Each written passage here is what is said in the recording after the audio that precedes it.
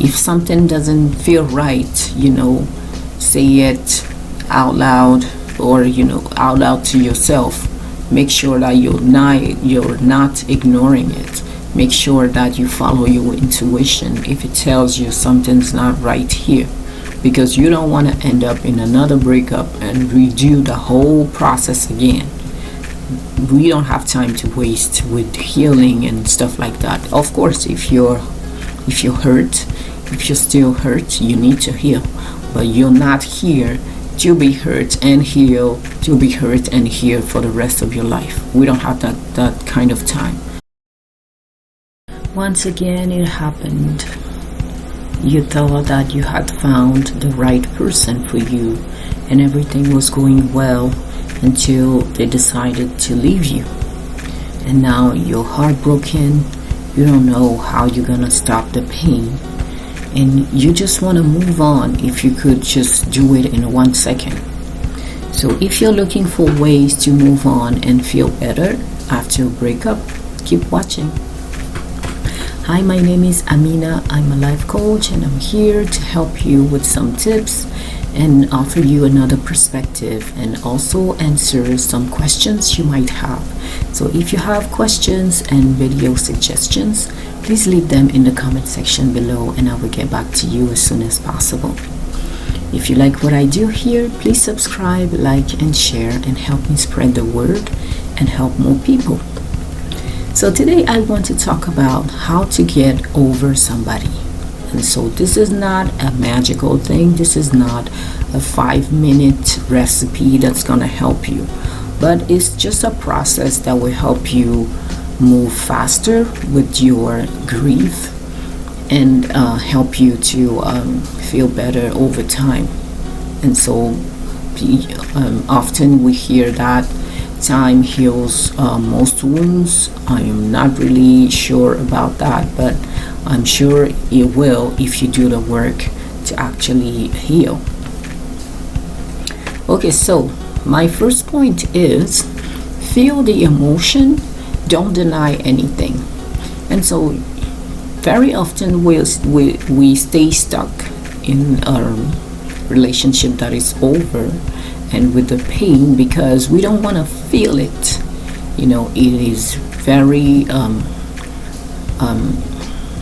It is very painful. It hurts a lot and you don't want to feel that, so you just block everything here instead of allowing the process of the grieving process to take place, and so you can move on with your life. But the problem is you just stop the beginning of the process. And so if you feel the emotions and you don't deny anything, it will allow you to move through the process. I won't say easily, but smoothly, compared to if you block everything and you act like nothing happened. And I know it's difficult, I know it hurts a lot, but this is what you need to do if you want to be able to move on. So tip number 2 is no contact. And the reason for the no contact is when you're used to dating somebody or being in a relationship with somebody, there are some chemical processes that get involved. So you are producing some type of chemicals when you're around the person, and so when the person leaves, now you're tempted to have those back. And so when you're getting into a no contact situation, your body will scream at you and will want you to get back to the person because you want the good chemicals that you used to have when you were together. And so you have to be very careful to not listen to that. If you know that person wasn't good for you or the person is really over you, you have to stay away from them. So don't look at their social media. Don't try to call them and check on them, or try to open a fake account and to start checking what they're doing, asking for people to people around you if they've seen the person or talked to the person or know how the person is doing. You really have to stop everything, and it's going to be like going into a retreat. And so you will have to stay away from the person, and you're going to be I heard somebody called Coach Ken. He talks about a hunger strike.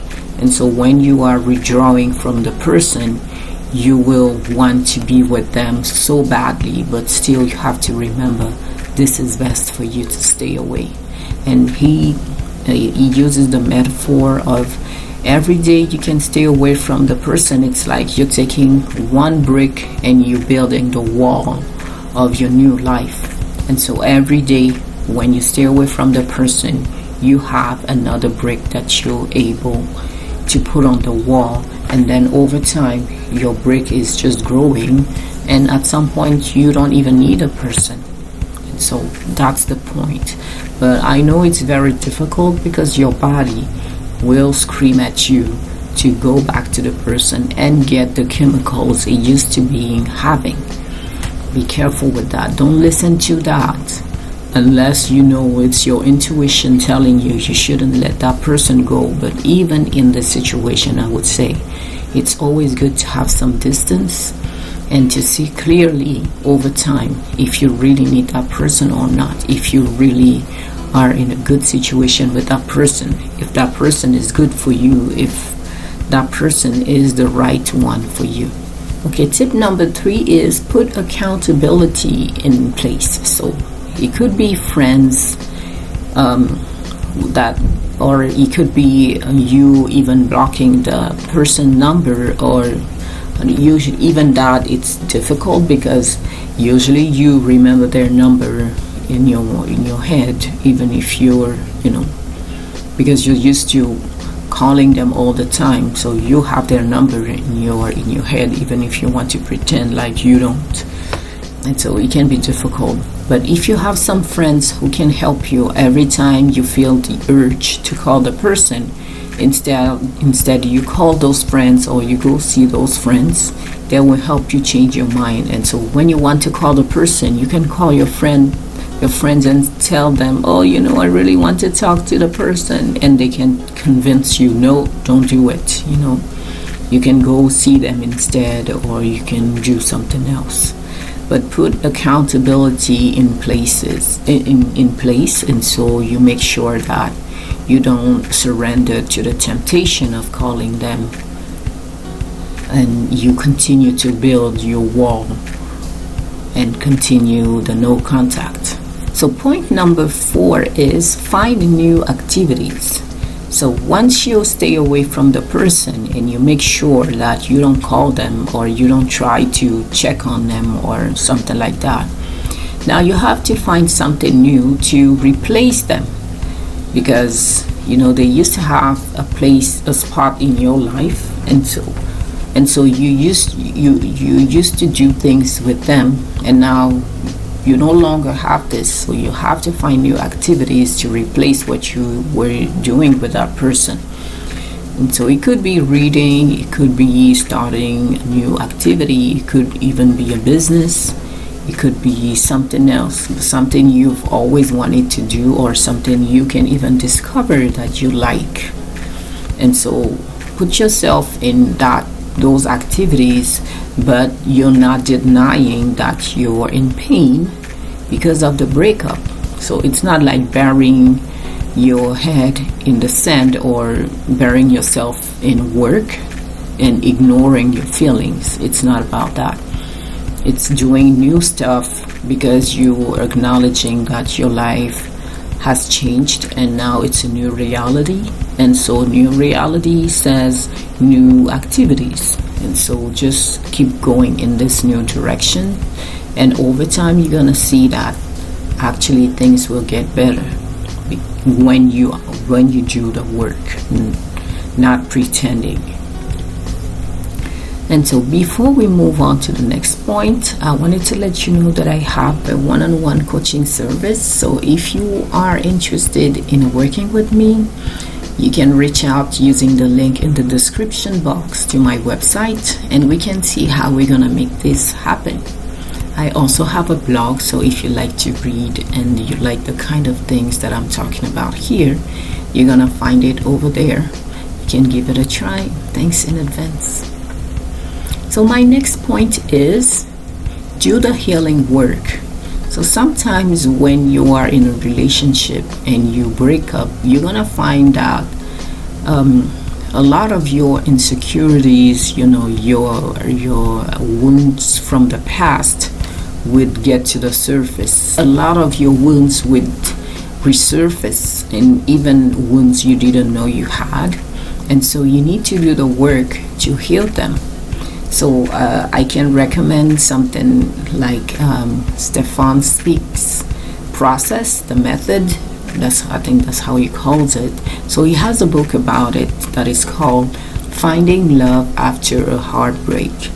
I believe that's the title. I hope I said it right. But yes, so if you check his book, you're gonna find a process about healing, and it's not just about romantic relationship. It's about a lot, all relationships, and usually those ones are caused by past relationships, whether with your parents, your friends, or even your siblings. And so when you do that healing work, it's gonna help you to free your heart. And then when you get to the next relationship, it's going to be different, and you will be able to have some boundaries and be sure and know exactly what you want in the relationship, what you're ready to compromise with, and what you're not accepting. And so you will find more strength to affirm yourself in the next relationship thanks to the healing work. My next point is believe it's still possible for you to find the one. When the breakup is still fresh, it feels like you will never find the right person. It feels like you will never heal. It feels like the pain is going to be there forever. But that's not true. And so you have to remind yourself that you believe that the one exists for you, whether you believe in the one or not. But just to say that your future husband or your future spouse or your future partner, if you're not interested in marriage, that person exists. And so remind yourself of that, affirm it every day. And so that will help you to keep hope and not get into the hole too deep to the point that you cannot get out. So keep the faith, keep hope, and remember that you deserve to find love just like everyone else. And you will be able to do it if you trust the process. And so my last point is take your time with the next relationship. So after the breakup, now you've done the healing work, you believe that love is still possible for you. Now you have met somebody and things are moving along, and you hope that this time it will be you will find the right person. But this time, take your time. Be careful. Check the red flags. Make sure that the person is coming in your life for good reasons. If something doesn't feel right, say it out loud, or out loud to yourself. Make sure that you're not ignoring it. Make sure that you follow your intuition if it tells you something's not right here, because you don't want to end up in another breakup and redo the whole process again.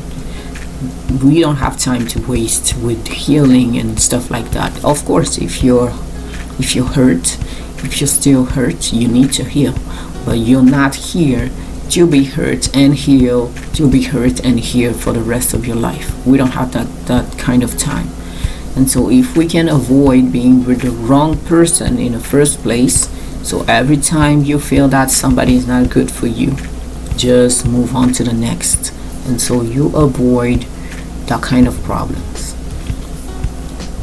So as a recap, the process to forget somebody after a breakup. So feel the emotion and don't deny anything. Number 2, no contact with the person. Number 3, put in place some accountability. Number 4, find new activities. Number 5, do the healing work. Number 6, believe you can find the one again. And number 7, take your time with the next relationship. And so my challenge for you today is, if you just went through a breakup, feel the emotions. I know it's very difficult, but you need to acknowledge what's really going on. You need to acknowledge that you're hurt. Don't pretend like, oh, it's no big deal and you're just moving on with your life. No, actually sit down and feel the pain and trust the process. At some point, you're going to be free if you allow your body and your mind to go through the process. So please don't forget to subscribe, like, and share if you like what I do here. And if you have some questions and video suggestions, please leave them in the comment section below. My question for you today is, when was the last time you had to move on, and how long did it take you to be successful at this? So that's it for today. I hope this video helped. I really do. So in the meantime, I wish you a good week, and I will see you later. Thanks for watching. Bye.